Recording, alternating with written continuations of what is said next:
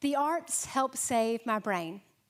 When I was 30 years old, I had a major stroke that temporarily paralyzed the right side of my body. I couldn't sit or stand or even swallow.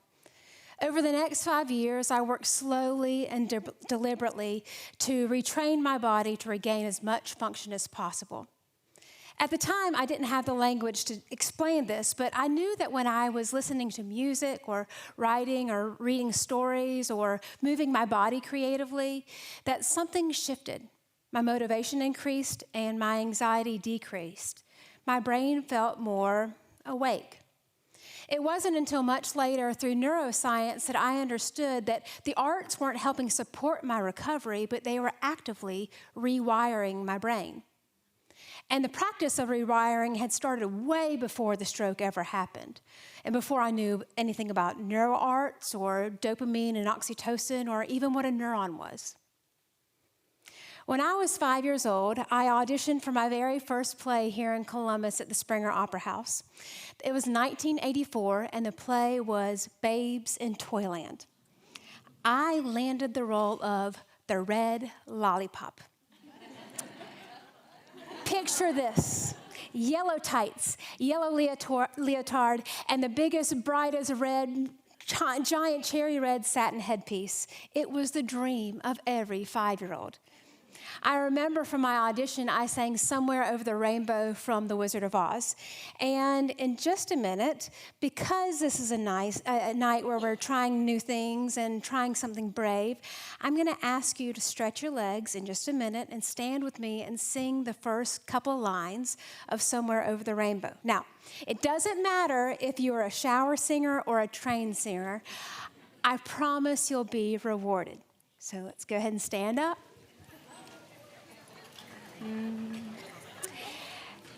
Look, yay, you're doing it. That's right. We're going to start here. Ready? Somewhere over the rainbow, way up high, there's a land that I've heard of once in a lullaby. Somewhere over the rainbow, skies are blue, and the dreams that we dare to dream really do come true. Yeah, that was beautiful. Clap for yourselves. Have a seat. I remember my first night of rehearsal so vividly. My mom was out of town, so my dad made us microwave spaghetti for dinner. I could hardly eat. I was so nervous. When we got to rehearsal, I was completely enamored with the young lady playing the lead that I walked right up to introduce myself and promptly threw up microwave spaghetti all down the front of her shirt. I was mortified. I ran and locked myself in the bathroom, sure that they were going to kick me out of the play and sure that I had ended my theater career before it ever began. Luckily, they let me stay. But by the time I got to closing night and my final bow, I cried and cried and cried.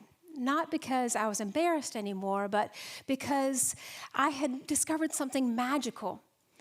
At the time, and as a 5-year-old, I couldn't have described what it was, but now I know.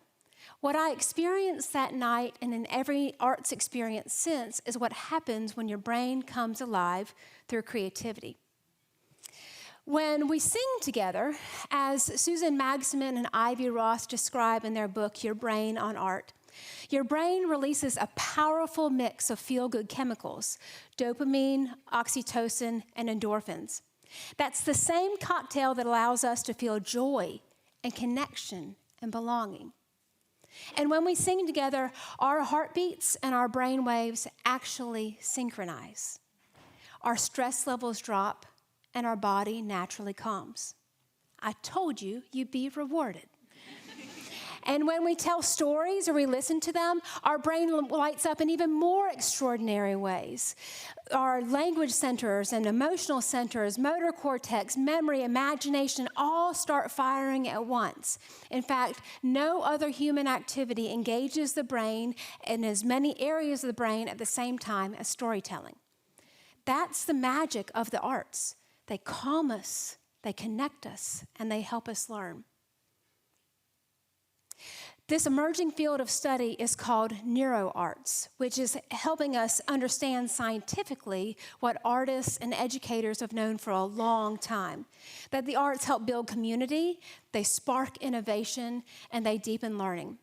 The arts don't just help us feel good, they make us think better. And neuroscience has a word for this, neuroplasticity. It refers to our brain's ability to reorganize itself and form new neural connections in response to experience or injury. And as Magsamen and Ross tell us, neuroplasticity doesn't end in childhood. It's available to us our entire lives. So that brings me to schools. If the arts are one of the most effective tools in deepening brain connection, then the question shouldn't be whether they belong in schools, but how intentionally we can choose to use them. Think back for a moment to your favorite teacher. Think about their class. Why was their class different? What did you do in that class, and what did you feel? I think back to my very favorite teacher, Miss D. Shore at Clubview Elementary, my third grade teacher. She was awesome. She taught by assigning creative, hands-on projects, and she had 2 guinea pigs named Sugar and Spice that I got to take care of over spring break. She was the closest thing to Miss Frizzle from Magic School Bus that I've never known. She encouraged trial and error. She used music and drama to teach, and we got a little bit messy. We learned in Ms. Shore's class by creating together. I bet your favorite teacher shared some of her creativity. So what does this really look like in schools? How can we design learning environments where creativity is not the exception, but the expectation? In addition to arts classes like chorus or visual art or drama, teachers across the curriculum can access that kind of creativity through using creative models like arts integration and STEAM. Arts integration is an approach to teaching and learning where students learn their core content standards like science, math, English, social studies in and through the arts. Like if you're learning fractions with musical rhythms or learning cellular respiration with dance. The arts aren't extra, they're the pathway. STEAM is related, but a little bit different.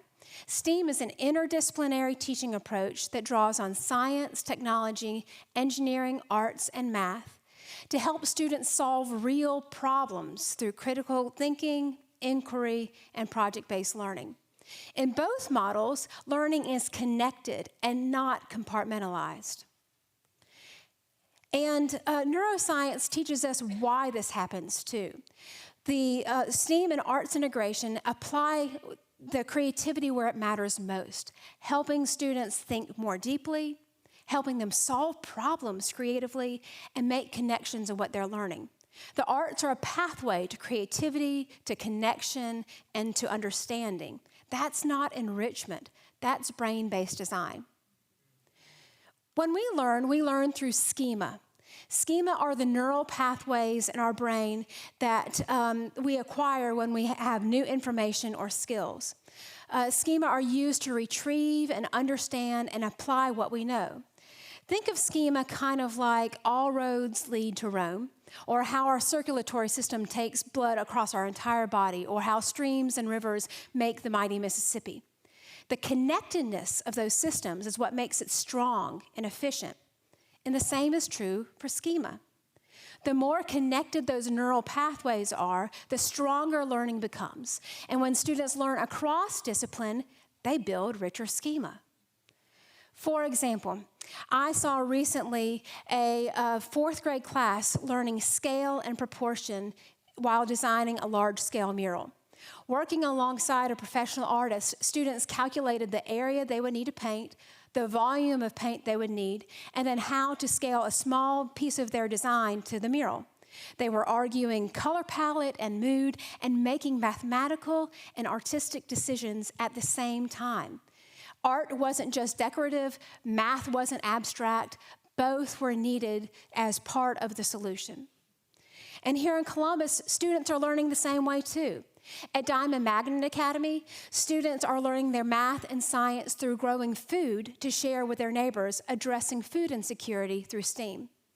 They are learning digital media design and creating pieces that educate their community, as well as partnering with Mercy Med Farms and the Food Mill. At Winton Arts Academy, students are working with Midtown Inc. to revitalize their neighborhood. This year, through math and science and the arts, students have designed a whole new walkway around their school campus that includes interactive stations for their community to gather and enjoy. They've presented their plans to the school district, and they're currently awaiting construction. That's the kind of learning that sticks, the kind of learning that students won't forget because it's relevant and authentic and creative. So when I think back to that 5-year-old on the Springer stage, I know something now that I couldn't have known then. I wasn't just making theater, I was learning what it felt like when my brain was truly alive. And that early experience set me on a path that has shaped my life for more than 40 years and continues to call me towards creativity. And when I fast forward to my 30s, to my stroke recovery, I know this too. My brain might be as healed as medical science can take it. But neuroscience and the arts teach me a far more hopeful story. That because of neuroplasticity, my brain is going to continue to grow and change in response to the experiences I choose to live. So that trip to the museum is no longer optional. The tickets to that concert are not a luxury. That ballroom dancing class or painting workshop or singing in the choir is more important than ever. These experiences aren't enriching our lives, they're strengthening our brains. And so the invitation is the same, whether you're 5 or 50, whether you're a student or an educator or a plumber or an Uber driver. Listen to this invitation. Engage with the arts. Sing, tell stories, make something, learn across boundaries, because your brain is listening and it's ready to change. Thank you.